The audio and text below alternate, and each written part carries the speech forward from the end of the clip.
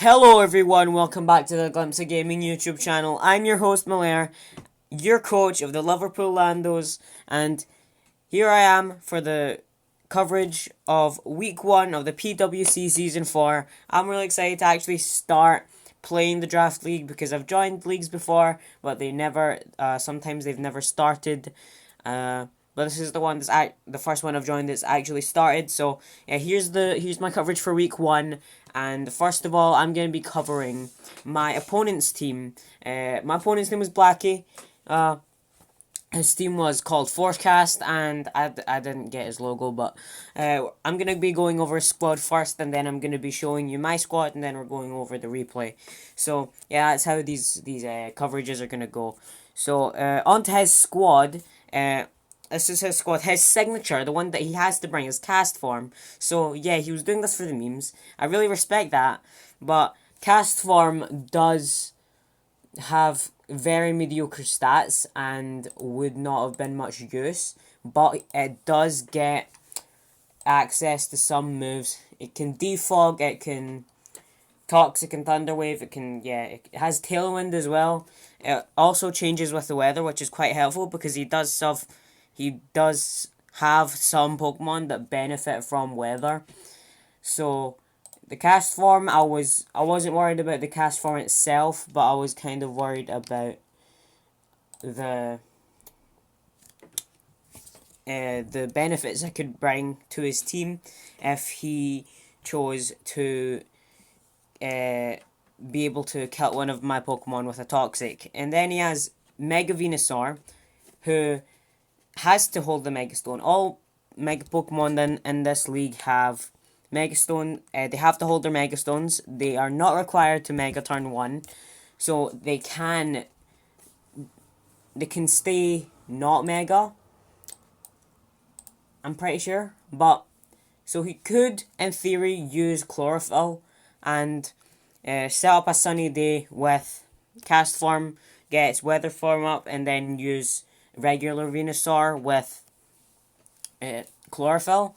But of course, Mega Venusaur is a very strong Pokemon. It has a lot of bulk. It can hit hard on the special side.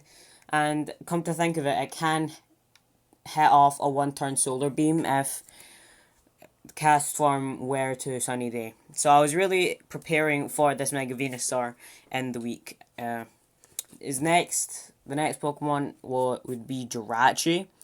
Jirachi, obviously, it has a 600 base stat total. It has Serene Grace with a Stab Iron Head, so it will be able to hit first. It has 100 speed, so it can hit first against a lot of things. And obviously, if with the higher chance to flinch, Iron Head would be quite annoying because of Serene Grace. It also has access to U-turn, and so it can switch in and out. Obviously, it can rock. Actually, I'm just seeing that now. It can set out rocks, and I'm pretty sure, can it defog? I don't think it can. So yeah, so this Pokemon was pretty threatening. It can be offensive, it can be bulky, it can be fast, and it can do a lot of damage if he uses it correctly. Next, he had Alolan Muck, which is a very good Pursuit Trapper, and it can has Poison Touch. I'm seeing. I didn't really prepare for this as much because I knew he would be taking it for my Latios, and I also my Garchomp bodies it because of Stab Earthquake, so I wasn't that worried for the Alolan Muck. Then his next pick was Blaziken. Blaziken is actually a C tier pick, which is pretty good. It's not allowed to have speed boost, and it's not allowed to Mega, obviously. It has to be Blaze, but it's still a pretty threatening Pokemon because obviously it can be run special or physical depending on what you want to do. 120 attack is obviously higher, but the 110 special attack is nothing to laugh at either, and it will hit pretty hard with Stab Flamethrowers and such. Also, an 80 speed while not the fastest, can outspeed the likes of my Ferrothorn, which will get absolutely destroyed by it. Then Hariyama. I didn't really know much about Hariyama. All I know about it is that it gets guts and therefore can run a Flame Orb and be overall just a pretty good, decent Machamp, a discount Machamp or Conkeldurr, which is decent for a B tier pick, which, yeah, Hariyama is. And then next, we've got Armaldo. Armaldo is it's got Swift Swim, actually, so it can benefit if Castform wants to set up a Rain Dance, it can. And then Armaldo gets faster, and it can set up rocks, I believe. Armaldo does get Stealth Rocks, and it does get Rapid Spin as well, so he does have Hazard Removal with Armaldo. Next he has Helioptile. Heliolisk. Oh, I'm dumb. It's Heliolisk. Heliolisk gets 2 weather abilities. He actually gets 3, but obviously Sandstorm doesn't work with Castform. He gets Solar Power to increase its special attack, and Dry Skin to tank water moves. But obviously he still gets hurt by Sun, so I wasn't really expecting some Sun strats to go with Helioptile, because it will take damage, and it will, with the electric normal typing, instead of one weakness that it would have if it was pure electric, it now has a weakness to fighting. So overall, even with the ghost immunity, I think, in my opinion, electric normal is still inferior to pure electric. Okay, next he has Silvally Fairy, which in this league, if you take Silvally, you're only allowed one Silvally form. So basically, everyone in the league can have a Silvally, but obviously not everyone took Silvally. I didn't, but it is overall a very good budget pick, because you get a decently strong Pokemon of a type, and it can defog. It has defog. It can be run physically defensive, physically offensive, because it has 95 across the board. So also it counters my 2 dragon types, but overall that was pretty threatening pick. I knew he would take Silvally Fairy, but I do have 3 steel types, so I could take that down. Next would be Gourgeist. I have no idea what Gourgeist does. To be completely honest, I still have no clue what Gourgeist does. I'm gonna look it up right now. Okay, his stats are different. Actually, I don't even know what Gourgeist does. Destiny Bond, disable,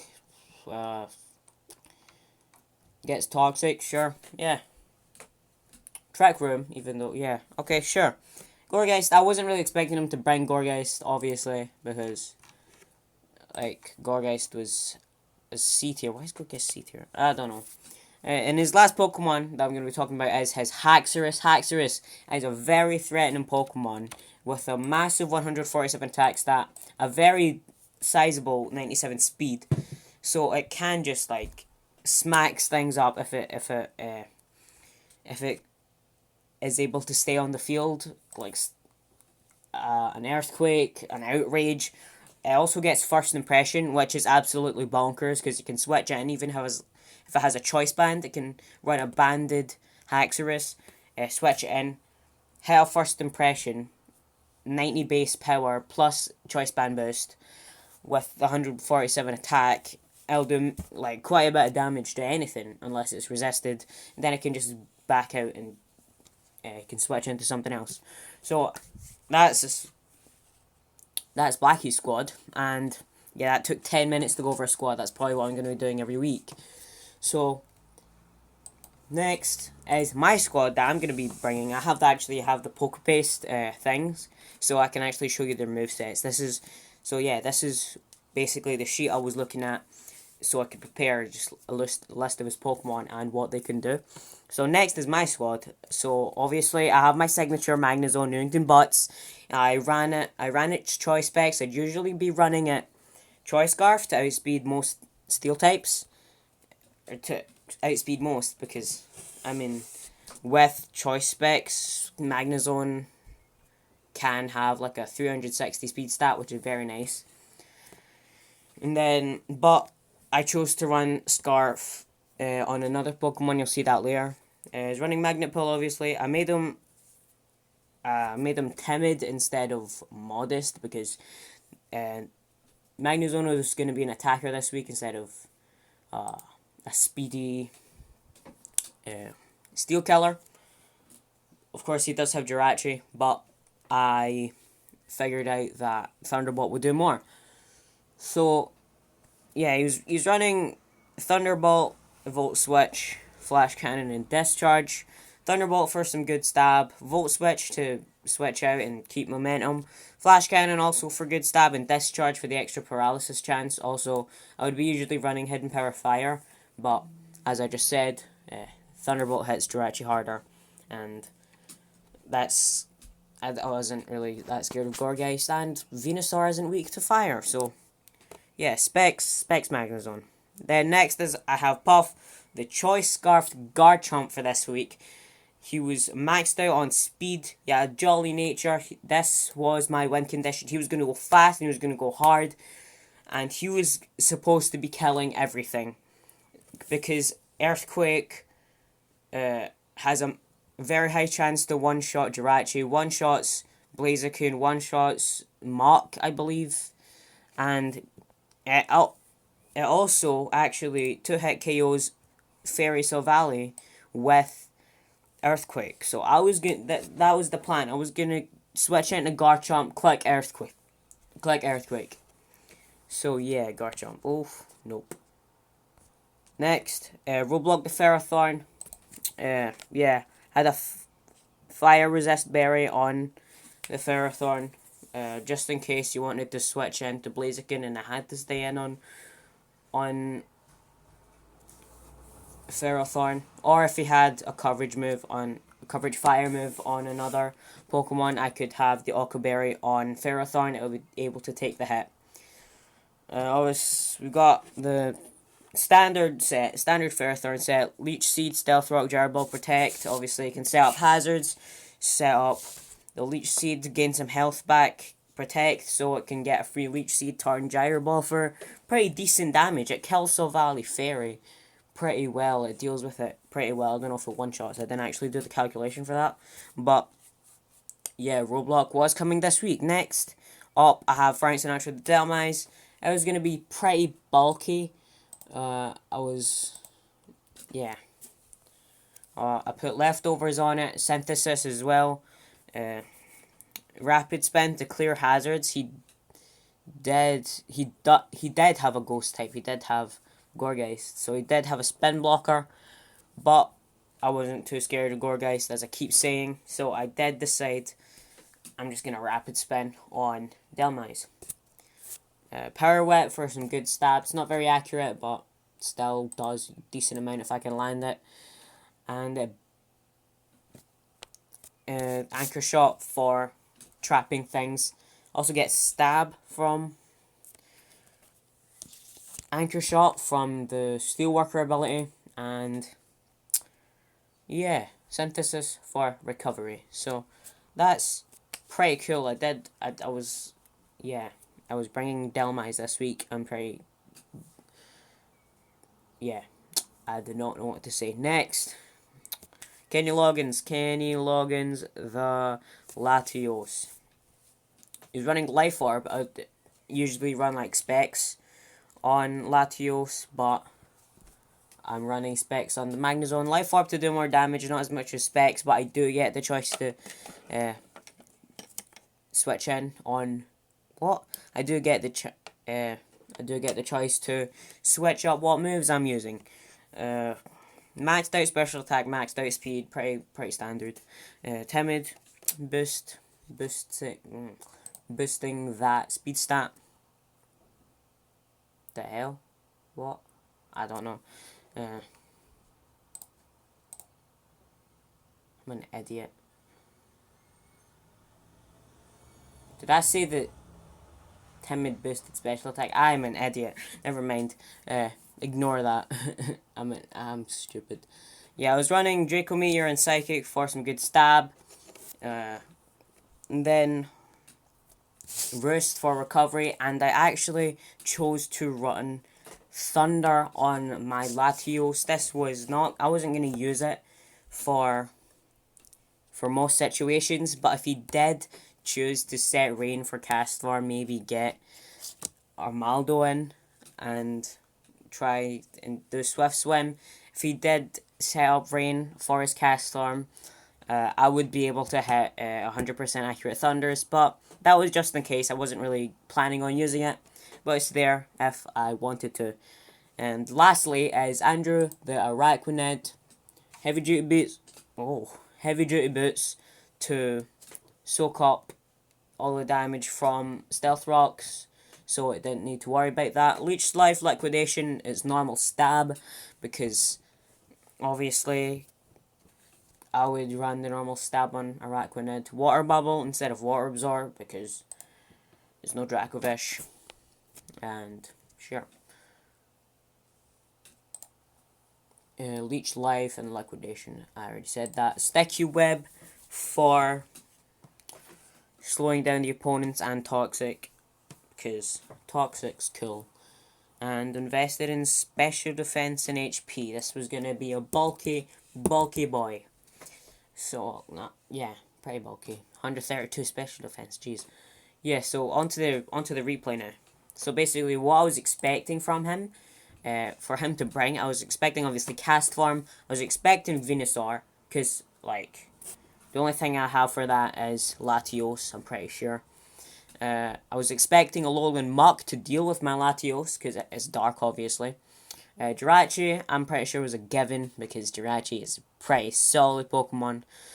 And after those four, I was expecting Silvally, because I have Dragons.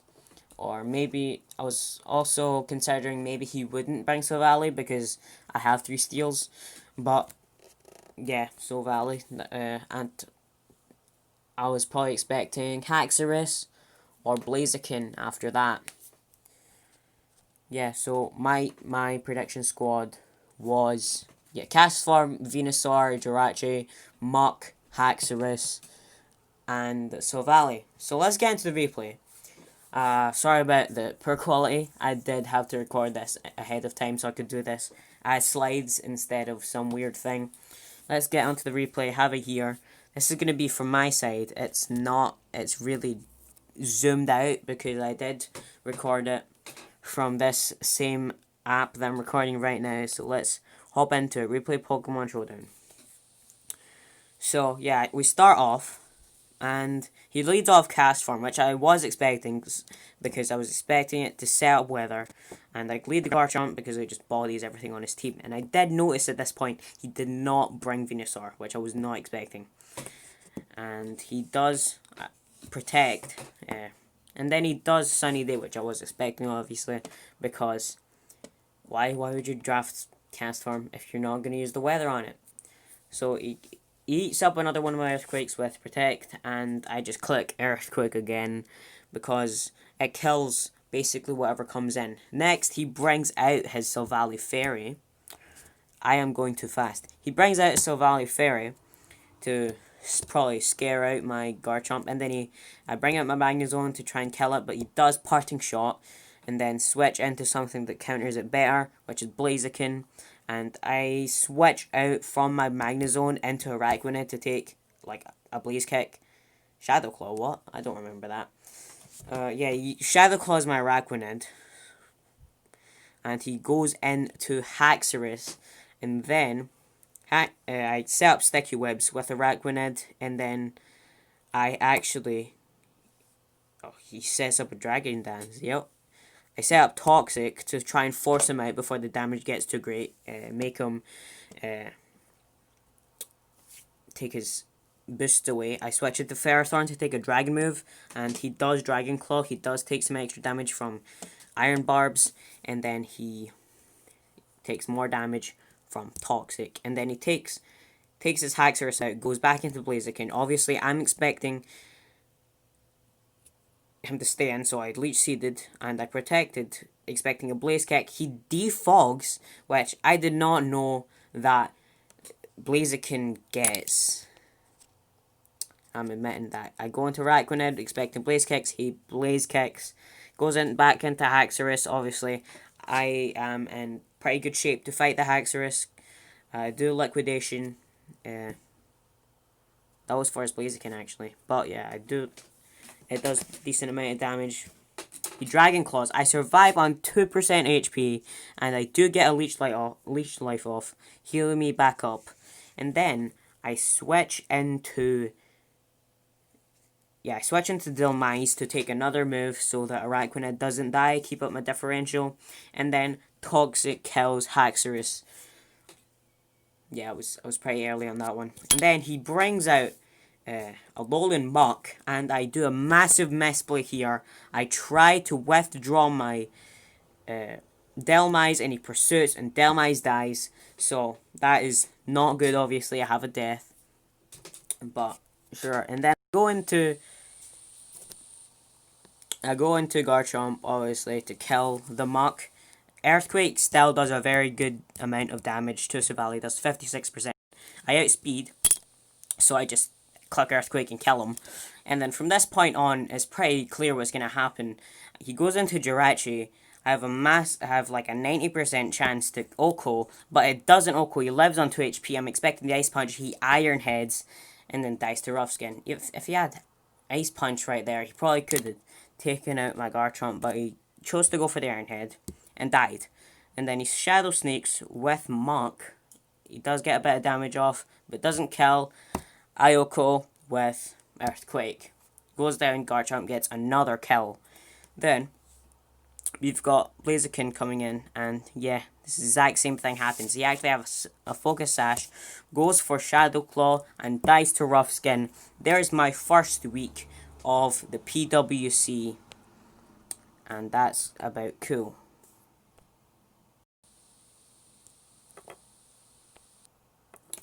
So, yeah, that was the replay. I'm gonna go into the next thing, and that is kills. Araquanid got 1 kill. Araquanid, Toxic, Haxorus, and died to Toxic, so Araquanid gets that kill. And Garchomp gets 5 kills. It actually has the most kills in my entire division right now.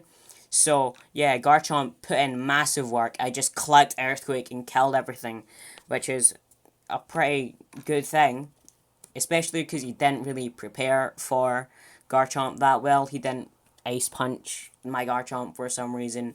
And he also didn't run physical defensive Silvally, which probably could have countered the Garchomp pretty well.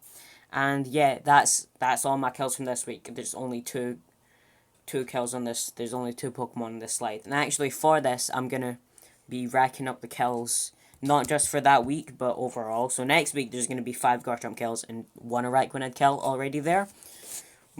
And then I'm just going to add however many kills I get next week. Which I'm hoping I won't get 0 kills next week and get 6-0'd. And that's it. Thanks for watching, everyone. There's my record here. I've got... I'm 1-0 right now. 1 win, 0 losses. Obviously, 0 losses might not stay for long because there's only been 1 game. And 6 kills and 1 death. Only Dilmise died. Rest in peace, Dilmise. And that's going to be it for the video, guys. Thank you, actually, so much. I forgot to say this about the last video being absolutely amazing. It banged. It did over 1,000 views, which is absolutely insane, guys. Thank you so much. If you stuck around from that video, please subscribe for some more Pokemon content, some more Monster Legends content coming your way. Next week I will be covering my next battle against Swoof of what's his team name? The Anaheim Anoriths next week. So hopefully you'll see me do that. I'll see you in the next video, guys. Thank you for watching and have a great day. You've been watching the Garchomp Gaming YouTube channel. I've been your host Malaire, and I'll see you in the next video. Pokemon is fun.